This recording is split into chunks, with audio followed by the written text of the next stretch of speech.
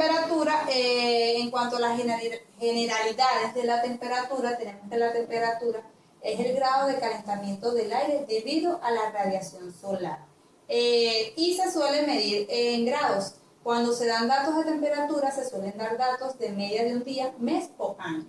La presión atmosférica es la presión que ejerce el aire en la superficie de la Tierra.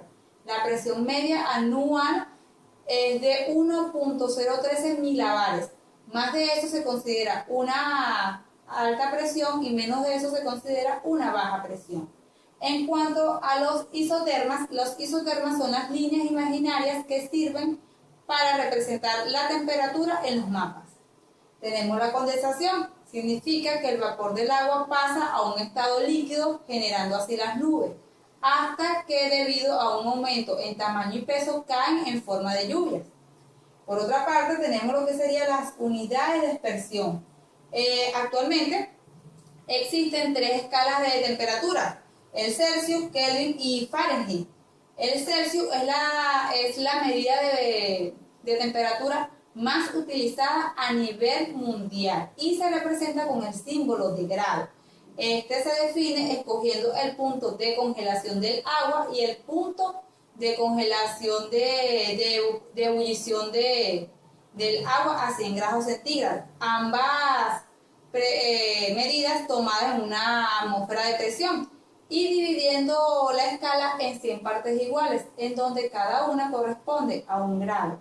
Esta escala fue propuesta por Anders Celsius en 1742, quien fue un filósofo y astrónomo sueco. Kelvin se representa con la letra K, pero no lleva ningún símbolo de grado. Esta fue propuesta en 1948 por William Thomson. Los Kelvin se utilizan principalmente en física y química para medir los movimientos atómicos de toda la materia, y junto con Celsius para medir elementos más fríos como el nitrógeno líquido o muy caliente como una estrella.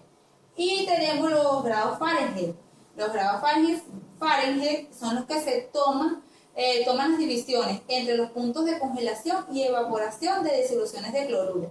De esta manera, la propuesta de Gabriel Fahrenheit en 1724 establece el 0 y el 100 para las temperaturas de evaporación y congelación del cloruro. Ahora bien, en los tipos de temperatura tenemos la temperatura ambiente, la corporal, la absoluta, la seca y la radiante. La temperatura ambiente es la que se puede tomar con un termómetro y se toma en el espacio en donde nos desenvolvemos, es decir, el medio ambiente. La temperatura cambia muchísimo de un lugar a otro, porque, un ejemplo, si tomamos la temperatura en un ambiente frío como los polos, donde las radiaciones solares apenas llegan, tendríamos una temperatura por debajo de 0. Ahora bien, si tomamos la temperatura en un lugar cálido, en donde los rayos solares lleguen de forma directa, posiblemente tendríamos una temperatura muy por encima de 0. La temperatura corporal, nuestro cuerpo también tiene una temperatura. La temperatura normal de nuestro cuerpo no debe superar los 37 grados centígrados. Ahora bien, lo que es la temperatura absoluta es aquella que radica o parte del cero absoluto, que es la temperatura teórica más baja posible y está compuesta o dirigida hacia el punto donde las moléculas y los átomos de un sistema tienen la mínima energía térmica posible. Luego tenemos lo que sería la temperatura seca. Se le denomina también temperatura del aire y también se le conoce como la temperatura seca del aire en un entorno.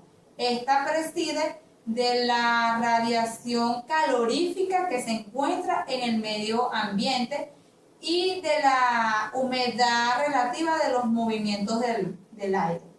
Y por último tendríamos lo que sería la temperatura radiante. Esta es la que toma en cuenta el calor emitido por radiación a los componentes que conforman un entorno. Esta temperatura también se emplea para determinar las sensaciones térmicas. Y para finalizar tendríamos las variaciones diarias y anuales que tiene la temperatura.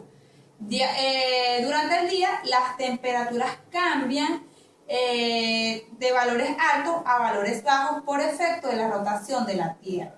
La inclinación de los rayos solares aumentan desde el amanecer, aumentando también así la intensidad de radiación solar, alcanzando un máximo pasado el mediodía y luego disminuye gradualmente a cero hacia la noche, produciéndose de esta manera lo que serían las variaciones diarias de la temperatura. A este ciclo también se le llama marchas diarias de temperatura. Cuando sale el sol, él comienza a pasarle cantidad de calor al suelo, que este a su vez calienta el aire. El máximo de temperatura no coincide con el máximo de radiación solar. ¿Debido a qué? Debido a que este se ocasiona o se genera aproximadamente 3 horas después. Porque aunque al suelo le empieza a llegar menos energía del sol, la Tierra se mantiene caliente hasta ese momento y por ende el aire se calienta desde tierra y no por el sol.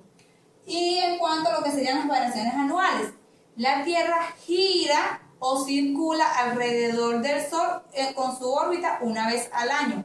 Se originan las estaciones, las 4 estaciones. ¿Cuáles serían esas estaciones? Invierno, verano, otoño y primavera. A esto hay que incluir que el eje de rotación de la Tierra está inclinado con respecto al plano de su órbita. Entonces, el ángulo de incidencia de los rayos solares cambia estacionalmente. Es diferente, ¿verdad? Este cambio es diferente para cada uno de los hemisferios. Para finalizar, es importante mencionar que acá en Venezuela no contamos con ese cambio de estaciones.